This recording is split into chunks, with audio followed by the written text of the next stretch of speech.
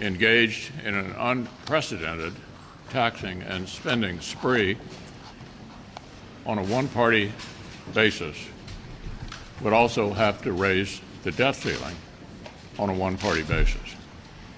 We didn't spring this on anybody. It's been perfectly out there for 2 months. I've heard their arguments. Some of you have mirrored those arguments. Let me make sure you understand the facts.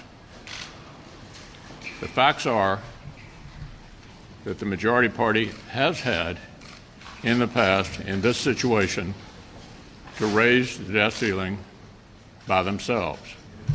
The last time that happened, during Bush 43, both Schumer and Biden voted against raising the debt ceiling. So there is no tradition of doing this on a bipartisan basis. Sometimes we have, and sometimes we haven't. Next point. This debt ceiling is not about the past, it's about the future. The debt ceiling that was raised before on a bipartisan basis, according to CBO, covers the debt through August.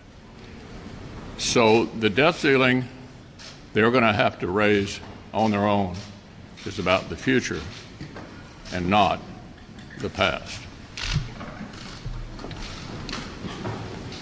And just to further emphasize what the leader said, the Democrats have unified government here in Washington, D.C. They have the House, they have the Senate, and they have the White House.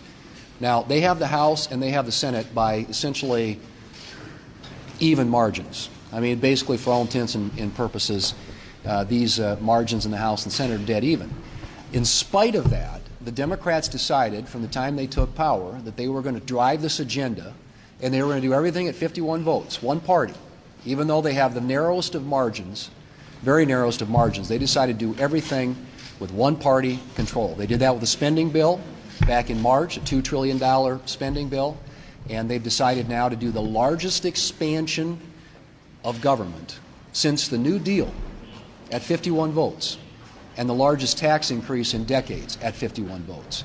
That is not what the American people told them. That isn't the mandate they were given. These are the narrowest of majorities, and yet they're trying to do everything at 51 votes. So as long as they're going to do that, with unified control of the government, if they want to do all the spending and all the taxing at 51 votes, they should do all the borrowing at 51 votes.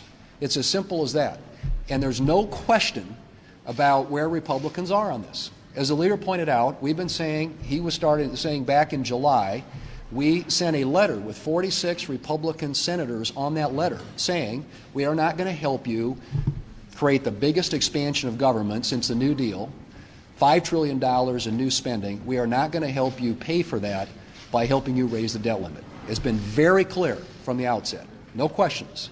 And they also have the path to do this, and they've known this. They knew it before they passed the budget resolution, the first budget resolution last summer, that that's where they should have put it. They should have put the debt limit on their bill, on their massive spending bill, on their massive taxing bill, and where all the borrowing can pay for all that new spending. It's as simple as that. They've got the time to do it. The Fed chairman has come out now, the Treasury Secretary has come out and said October 18th is the date. They've got plenty of time to do it. We've indicated to them we are willing to support a clean CR that not only takes care of funding the government but also addresses the issues of Afghan resettlement and the disaster in the Gulf and Iron Dome. All those things can be addressed in a CR that would pass with a big bipartisan majority. All they have to do is strip the debt limit out of it. They know how to do this. We've told them how to do it.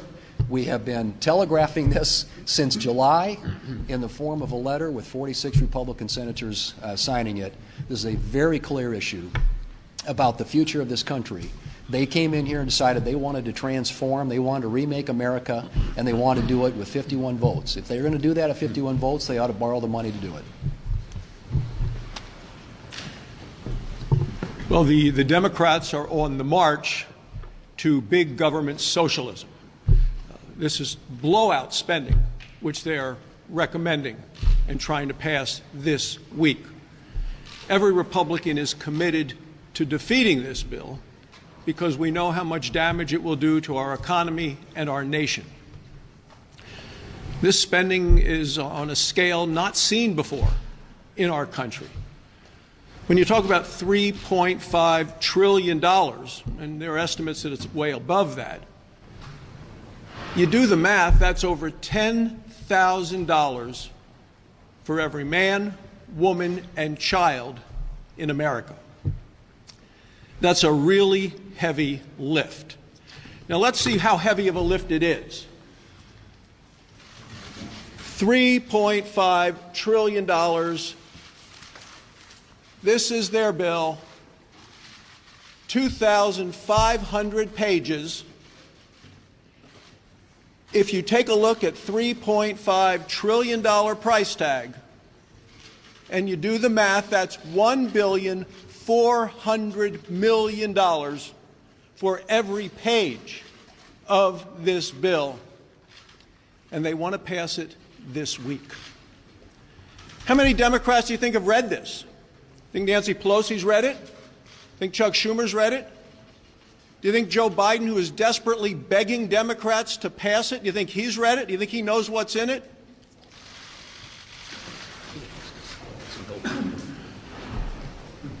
And now President Biden has stooped so low in his desperation that he said that the cost of this bill would be nothing.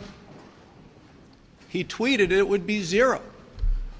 Mr. President, the American people are a lot smarter than you may believe, because the American people are smart enough to not believe you when you say the cost of this bill will be zero. The American people, the hardworking men and women of this country, clearly understand that they will be the ones left holding the bill to pay for this reckless tax and spending spree. The American people are already paying a cost and feeling the bite of inflation. Their paychecks being eaten away every time they go to the grocery store or the gas station.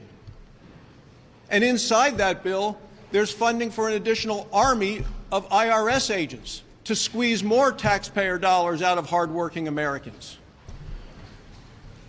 This bill represents Bernie Sanders' socialist dream. It is a nightmare for the American taxpayers. And that's why every Republican is committed to doing absolutely everything we can to defeat it, because we understand the permanent damage that it will do to our economy and our nation. So one big advantage people supporting this bill has is that the numbers are so big they don't register. You know, what's $1 trillion? Who knows what $1 trillion is? And the truth is, nobody has a really great grasp of what $1 trillion is. The policy staff checked, and in 2019, all 50 states, all put together, spent $2.1 trillion. All of the state government spending in America, including the federal government money we gave them, like the federal highway pass-through funds that they spent, that was $2.1 trillion, all 50 states. So if you add 67% to that, you're at the bottom number that everybody will kind of agree to, that is $3.5 trillion. If you look at the things that expire in year 5 and year 6 and year 7, you easily get it to over $5 trillion if you assume all those would be extended.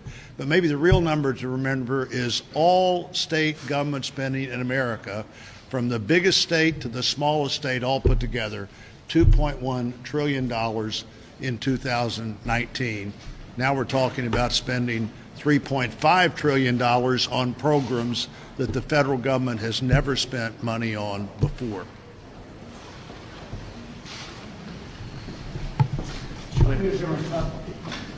Chuck Schumer just told the group here that reconciliation is a non-starter for raising the debt limit.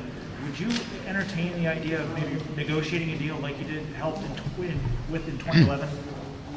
I think the majority leader understands. You recall a few weeks ago they applauded a decision by the parliamentarian that you can amend the budget resolution. I will lay out shortly, once again, as I have previously on the floor, the way to do this. They can do it, and they can do it before October the 18th. Leader McConnell. Yeah.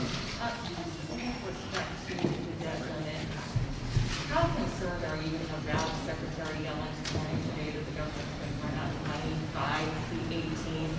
And do Republicans take any responsibility if the U.S. defaults? Did you ask the majority leader that question? I'm asking you, sir. Did you ask him the question?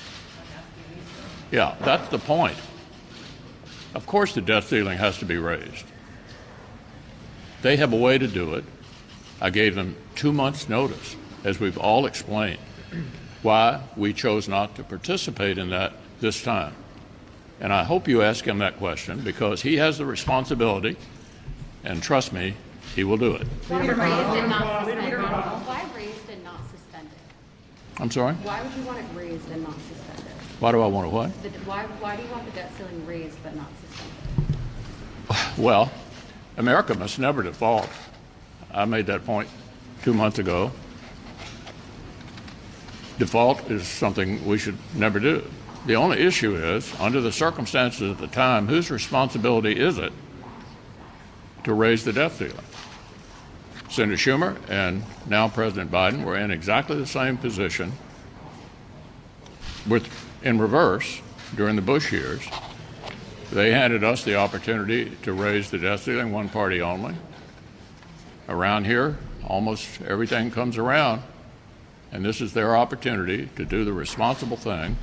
As I'm sure you asked the majority leader, his responsibility is to raise the debt ceiling. So then, Leader Thank you. McConnell, why not give them UC today to raise it by themselves?